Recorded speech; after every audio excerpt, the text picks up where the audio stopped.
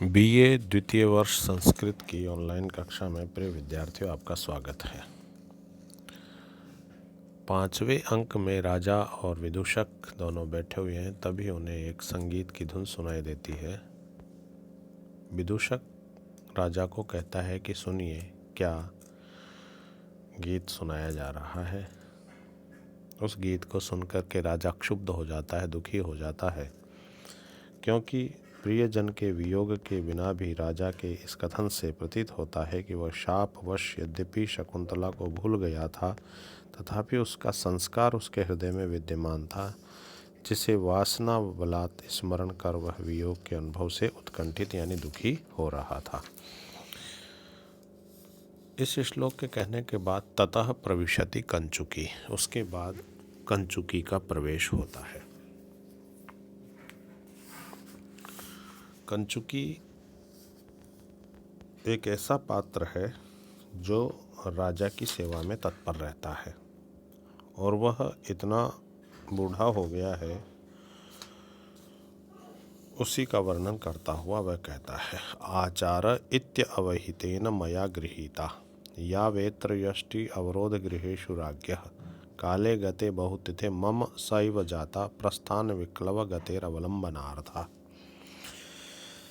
कंचुकी कहता है कि आचार इति अवहितेन मया गृहीता, यानी यह आचार इति का अर्थ हुआ कि जो अवरोध गृहेषु अंतःपुर है, उन अंतःपुर में किसके अंतःपुर है? राज्ञः, राजा के जो अंतःपुर है, उन अंतःपुरों में आचारः इति, अंतःपुर में आने जाने वाले कंचुकियों की यह परंपरागत व्यवहार है कि वे वेत्र यष्टि अवरोध गृहेषु, वेत्र यष्टि को धारण किए रहें। वेत्र यष्टि को इस प्रकार का छतरी सी है जिसको वे धारण किया करते थे, या डंडा था जिसे वो धारण किया करते थे। ऐसा मन में विचार करके वह कंचुकी अवहितेन, सावधान अथवा सशक्त रहते हुए भी, मया मेरे द्वारा, मैंने, या वेत्र यष्टि अर्थात जो बेंत का दंड गृहीता धारण किया था उस जमाने में, सा एव माने वही वेत्र यष्टि, बहुतिथे काले गते, बहुत समय बीत जाने पर, प्रस्थान विक्लव गते मम अर्थात चलने में लड़खड़ाती हुई चाल वाले मेरे, कंचुकी के लिए अवलंबनार्था जाता, वही मेरे सहारे के लिए हो गई है। तो देखिए प्रिय विद्यार्थियों, यहाँ पर अवरोध गृहेषु पद आया है। तो अवरोध गृहेषु का मतलब होता अवरोध मानी जहाँ पर आने जाने में अवरोध रहता है। तो चूंकि राजा के निवास में हर कोई नहीं आ जा सकता, तो कौन आ जा सकता था? वह कंचुकी जैसा पात्र ही आ जा सकता था, और वह एक डंडा धारण करता था कि वो रक्षा करता था कि कोई दूसरा ना आ जाए। तो वही डंडा युवावस्था में उसके लिए दिया हुआ था, लेकिन वही डंडा अब इस समय बुजुर्ग हो जाने के कारण से बहुत तिथे काले गते, बहुत समय बीत जाने पर, और प्रस्थान विक्लव गते मम, और चलने में लड़खड़ाती हुई चाल वाले मेरे, अर्थात कंचुकी के लिए वही डंडा क्या हो गया है? अब झुक करके चलने के लिए सहारा हो गया है। तो प्रिय विद्यार्थियों, राजा दुष्यंत के अंतःपुर में कंचुकी जो सेवक होते थे, उनकी ये परंपरागत मर्यादा है कि वे वेत्र यष्टि धारण करें, अर्थात वो बेंत का डंडा धारण करें। यह सोचकर सावधान और सशक्त रहते हुए भी मैंने जो वेत्र यष्टि अर्थात बेंत का डंडा जो धारण किया था, वही डंडा पहले मैं सुरक्षा के लिए रखता था, लेकिन वही डंडा अब बहुत समय बीत जाने पर चलने में लड़खड़ाती हुई चाल वाले मेरे लिए वो सहारा हो गई है। यहाँ पर कंचुकी अपने मन में सोचता है, जब मैं जवान था, शक्ति भी पर्याप्त थी, तब तो मैंने इस वेत्र यष्टि को इसलिए धारण किया था क्योंकि राजा के अंतःपुर में आने जाने वाले कंचुकी लोगों के लिए यह परंपरागत मर्यादा थे, क्योंकि पीढ़ी दर पीढ़ी इसको धारण किया जाता था, किंतु अब मैं बहुत समय बीत जाने के बाद बुढ़ा हो गया हूँ, अतः अब चलने फिरने में मेरे पैर लड़खड़ाते हैं। अतएव अब वही वेत्रयष्टि अर्थात वेद का डंडा अब मेरा चलने फिरने में सहारा देने अर्थात मेरे शरीर को गिरने से बचाने वाली बन गई है। इस प्रकार कंचुकी अपनी वृद्धता पर सोच रहा है, विचार कर रहा है। तो प्रिय विद्यार्थियों, यहाँ पर कई प्रकार के अलंकार इसमें आए हैं। काव्यलिंग अलंकार है, क्योंकि प्रस्तुत पद्य में अधिक समय बीतना प्रस्थान विक्लव गति का कारण है, अतः काव्यलिंग अलंकार है। इस प्रकार से इसमें वसंत तिल का छंद है।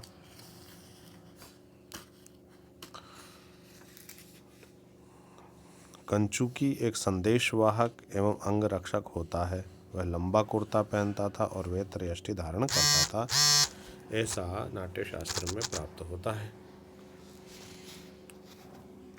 अब वही कंचुकी कहता है यहाँ, ये कंचुकी क्यों ऐसा कह रहा है? क्योंकि चौथे अंक में कण्व ऋषि के द्वारा भेजे गए गौतमी, शकुंतला, शारंगरव और शारद्वत हस्तिनापुर में पहुंच गए हैं। अब वही कंचुकी उनके आने की सूचना देने के लिए, वह उनको पता लगा कंचुकी को, तो वह सूचना देने के लिए राजा के पास जा रहा है। तो राजा उस समय आराम कर रहा होता है, क्या करें? कंचुकी कहता, भो कामम धर्म कार्यम अनिपत्यम वेद देवस्य, अर्थात जो राजा होते हैं उन राजा के धार्मिक कर्तव्यों में विलंब नहीं करना चाहिए। राजा अभी अभी अपने राज सिंहासन से न्याय करके उठ के विश्राम करने के लिए गया है, और अभी अभी ये कण्व ऋषि के शिष्यों का आगमन हो गया है। अब इस समाचार को बताने के लिए मैं उनको आराम करते समय बताने में समर्थ नहीं हूँ, लेकिन फिर भी चूँकि प्रजापालन के अधिकार में विश्राम कहाँ होता है, ऐसा सोच करके वह यह श्लोक राजा के कर्तव्यों के पालन के संबंध में विचार करता है। कहता है, भानु सकृत युक्त तुरंग एव रात्रिंदिमं गंधवः प्रयाति शेष सदैव आहित भूमिभारा षष्ठांश वृत्तिरपि धर्म एषः। वह कंचुकी कहता है कि मैं कण्व ऋषि के शिष्यों की आगमन की सूचना राजा को दे रहा हूँ, लेकिन राजा तो अभी अभी राज सिंहासन से उठ करके आराम करने के लिए गए हैं। लेकिन राजा का कर्तव्य तो प्रजा की देखभाल करना है, उनकी रक्षा करना है, तो उसमें विश्राम कहाँ है उस कर्तव्य में? इसलिए राजा के कर्तव्यों के बारे में यहाँ पर बताया जा रहा है। कहता है क्या, भानु कहते हैं सूर्य को, अर्थात सूर्य सकृत युक्त तुरंग एवं, तुरंग कहते हैं घोड़ों को। तो भानु मानी सूर्य जो है, सकृत मानी एक बार, युक्त मानी युक्त होकर के, तुरंग एवं मानी घोड़ों के समान, घोड़ों की तरह एक बार ही अश्वों को के लिए जोतने वाला होता है, और सारे संसार को क्या करता है? आलोकित करता है, प्रकाशित करता है। और गंधवह रात्रिंदिवम प्रयाति, और गंधवह मानी वायु, गंध को लेकर के चलने वाली वायु, रात्रिंदिवम यानी रात और दिन, प्रयाति चलता है। ये कोई विश्राम करते हैं क्या? सूर्य अगर विश्राम करे तो अंधेरा अंधेरा छा जाए, और अगर वायु न चले तो सब मर जाए। तो इसलिए और कहा, शेषः सदैव आहित भूमि भारा, और शेषनाग सदैव आहित भूमि भारा यानी पृथ्वी का भार उठाने में लगा रहता है। यानी शेषनाग के सिर पर इस समस्त पृथ्वी का भार है, और वो सारे पृथ्वी का भार अपने सिर पर उठाए हुए हैं। और षष्ठांश वृत्ति है, और षष्ठांश मानी छठा अंश, छठा अंश, उपज का छठा भाग, वृत्तिरपि भाग से निर्वाह करने वाले, धर्म एष राजा का, अपि मानी भी, धर्म एष यही कर्तव्य होता है, अर्थात कर के रूप में छठा भाग लेने वाला आय का लेकर के राज कार्य करने वाले का यही कर्तव्य होता है। क्या कर्तव्य होता है? अर्थात प्रजा पालन रूपी कर्तव्य उसका सदा रहता है।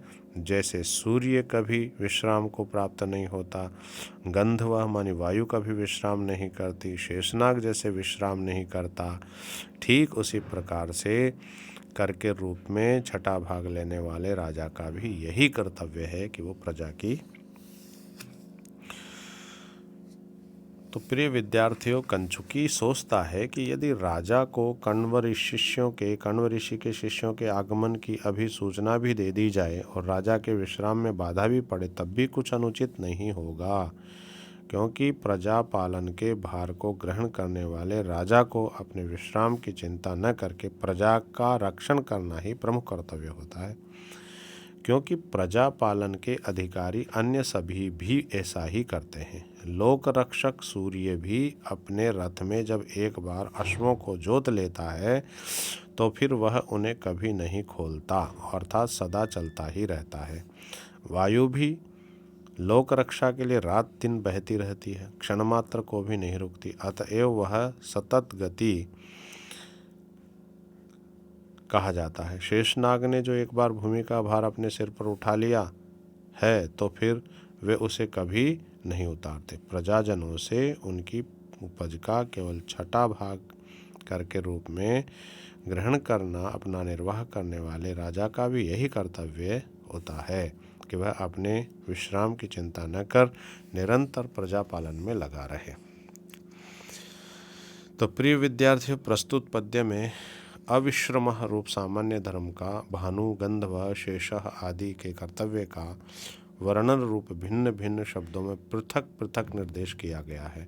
अतः यहाँ माला प्रति वस्तुपमा अलंकार है।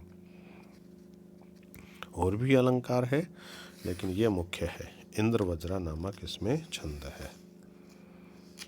तो प्रिय विद्यार्थियों, आज हम इतना ही करेंगे। कल फिर पुनः प्रजा के राजा के कर्तव्यों का पुनः एक बार दोबारा हम करेंगे। धन्यवाद।